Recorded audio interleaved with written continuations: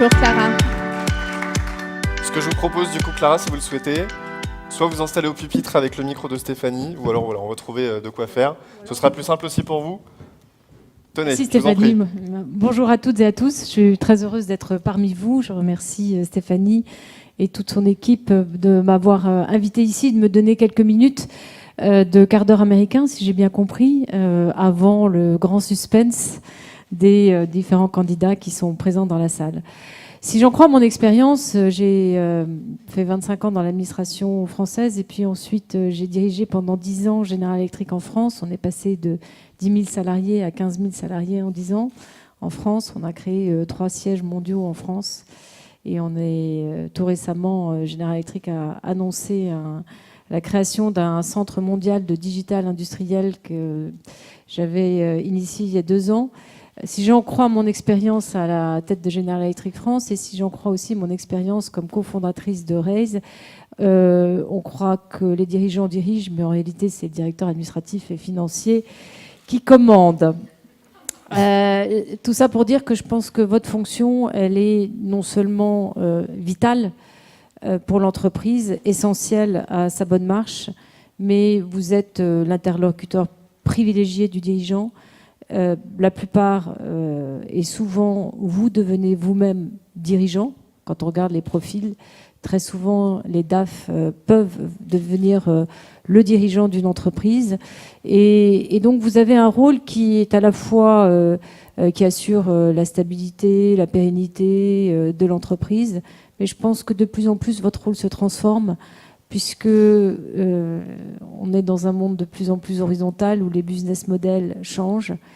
Et on sait combien il est difficile dans une entreprise qui existe, et vous représentez les entreprises qui sont la substance de notre économie, hein, les entreprises de taille moyenne.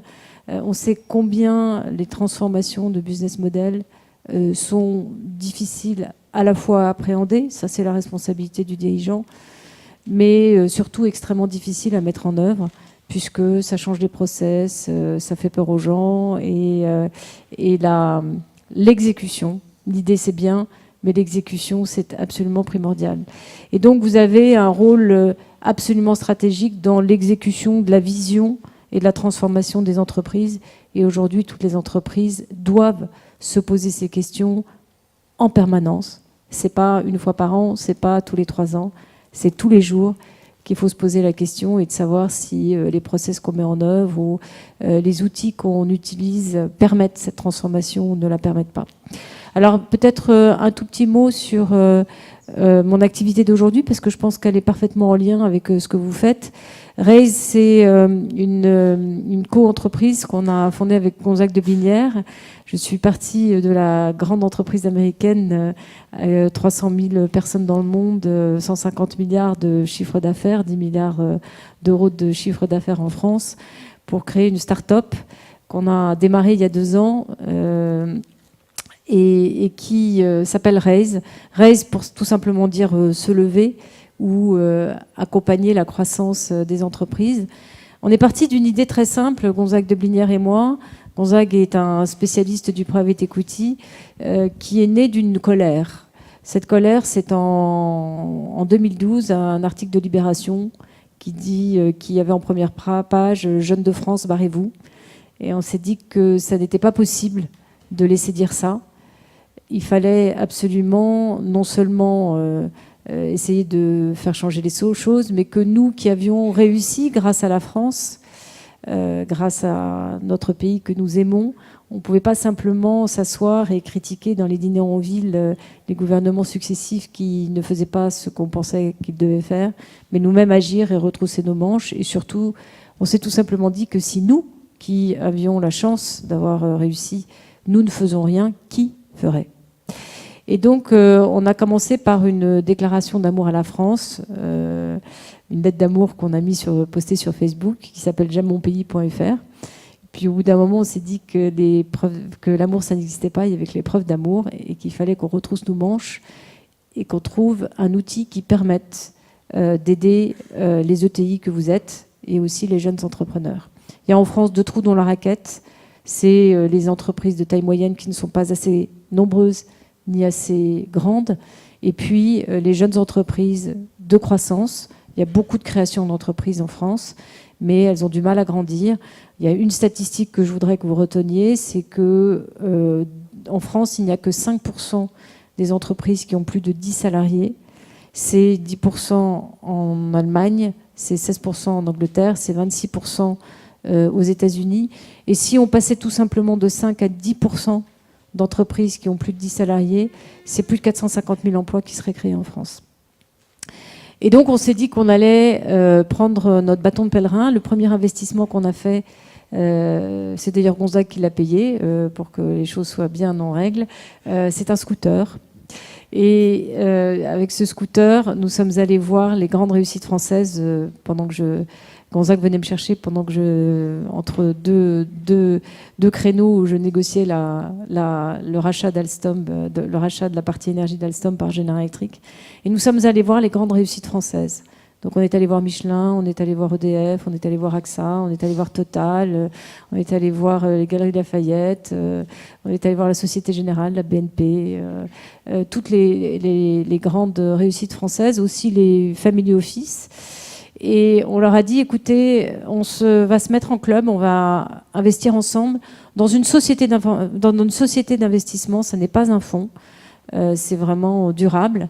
Et investissez chez nous. Nous allons investir dans les ETI, exactement votre cible, puisque nous investissons dans les entreprises qui ont entre 30 et 500 millions d'euros de chiffre d'affaires, uniquement en minoritaire et en faisant confiance à l'équipe. C'est-à-dire que nous, on a une équipe formidable qui a un projet et on va mettre entre 10 et 40 millions d'euros, ce qui n'existe pas beaucoup sur le marché français, pour investir à vos côtés, pour accélérer votre croissance. Mais la magie du système, c'est que nous, l'équipe, pas les investisseurs, nous donnons 50% de ce que nous gagnons à une fondation qui s'appelle le Fonds de dotation Raise, que j'ai présidé bénévolement pendant 2 ans avant de rejoindre définitivement Raise il y a quelques mois.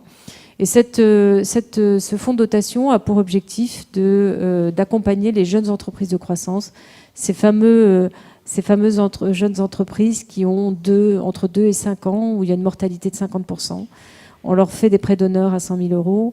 On fait des couples avec des cadres de groupe ou de taille moyenne d'ailleurs, qui les accompagnent dans leur croissance. On a un écosystème aujourd'hui de 1000 jeunes entrepreneurs que nous accompagnons pour les aider à accélérer leur croissance et à devenir bientôt comme vous, des ETI et des ETI qui ensuite pourront devenir des grandes.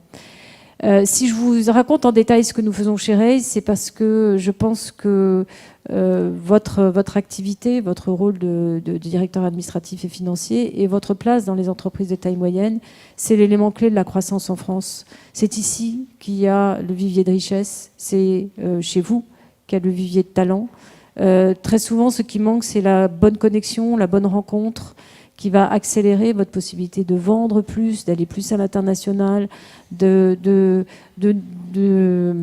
nourrir votre ambition. En France, et je vais terminer par ça, on a un mot qui, me semble-t-il, est à la fois charmant, mais en même temps extrêmement limitant. C'est-à-dire et sur lequel on y met beaucoup d'affection, c'est le mot petit. On a un petit ami, on va faire un petit repas entre amis. On aime bien le mot petit, on y attache. Et si on pouvait voir grand et se dire que grand, c'est bien. Et parce que grand, ça ne se fait qu'ensemble. On peut être petit tout seul, on peut pas être grand tout seul. Et donc grand, ça se fait ensemble. C'est l'ambition qu'on a chez Raise. Je sais que c'est l'ambition que vous avez à DAF Magazine, et je sais que c'est aussi l'ambition que vous avez, vous, directeur administratif et financier, parce que vous savez mieux que quiconque qu'une entreprise, c'est pas, comme on le lit trop souvent dans la presse, un patron. Et une entreprise, c'est tout simplement une communauté de femmes et d'hommes qui travaillent ensemble sur un dessein, un projet qui les dépasse, un projet qui est plus grand qu'eux. Et plus ce projet est plus grand qu'eux, plus ils auront envie de venir travailler, plus ils auront envie de se dépasser, plus auront envie de donner pour la communauté. Et c'est tout le bonheur que je vous souhaite. Je vous remercie.